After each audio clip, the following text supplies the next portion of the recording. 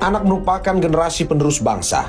Hak semua anak, termasuk yang berkonflik dengan hukum, wajib terpenuhi untuk membangun dan menyelamatkan masa depannya. Menurut data Ditjen Pemasyarakatan, setidaknya ada 1.800 anak yang kini berkonflik dengan hukum, baik yang telah mendapat putusan hukum tetap maupun yang menjadi tahanan. Litbang Kompas merangkum ada 10 jenis tindak pidana dilakukan oleh anak, antara lain terkait dengan kekerasan fisik, psikis, dan seksual. Lalu anak sebagai pelaku penculikan, pembunuhan, dan aborsi. Undang-Undang Sistem Peradilan Pidana Anak menegaskan penanganan anak berkonflik dengan hukum dilakukan secara khusus untuk menjamin pemenuhan hak-hak mereka. Mereka tidak ditempatkan dalam sel berjeruji besi seperti tahanan atau napi dewasa, melainkan di tempat penempatan atau pembinaan khusus anak-anak yang berkonflik dengan hukum. Indonesia memiliki 33 lembaga pembinaan khusus anak-anak sebagai wadah ketika mereka menjalani masa pidana. Lalu, 19 lembaga penempatan anak sementara yang jadi tempat saat anak menghadapi proses peradilan.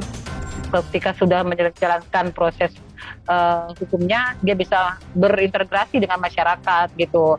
Nah, kalau misalnya anak harus melewati hukumannya di penjara, itu akan ada stigma-stigma atau label yang melekat kepada anak, dan itu akhirnya merugikan buat anak tersebut. Mengacu pada penelitian Puskapa, Pusat Kajian dan Advokasi Perlindungan dan Kualitas Hidup Anak, masih saja ada hak anak berkonflik dengan hukum yang terabaikan. Misalnya, anak berkonflik dengan hukum ditempatkan dalam rutan orang dewasa.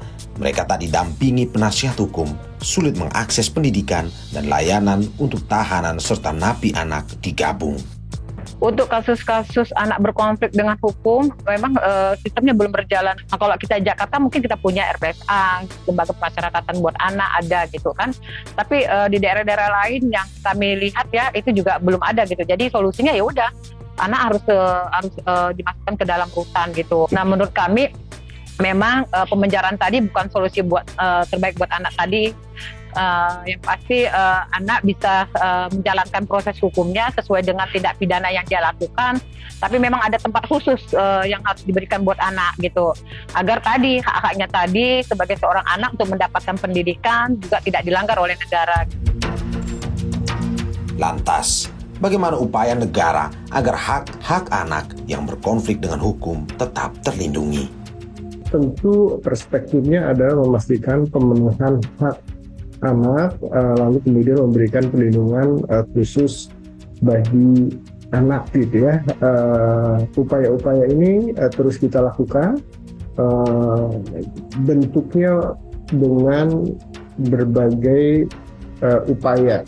Di antaranya adalah 3, melakukan upaya pencegahan, lalu kemudian melakukan upaya penanganan perlindungan anak, dan menguatkan kapasitas kelembagaan. Lingkungan menjadi faktor penting agar anak yang telah menjalani pembinaan dan rehabilitasi tidak kembali berkonflik dengan hukum. Ketika itu ketika sudah dipulangkan itu menjadi keputusan diri dan dipengaruhi oleh lingkungan dia. Makanya ketika kita mengembalikan terintegrasi PM ke lingkungannya, kita harus lihat dulu apakah lingkungannya itu bisa memberikan dampak positif atau malah menjadi dampak negatif buat dia. Peran negara dibutuhkan agar anak ditempatkan pada lingkungan kondusif usai menjalani masa pembinaan dan rehabilitasi.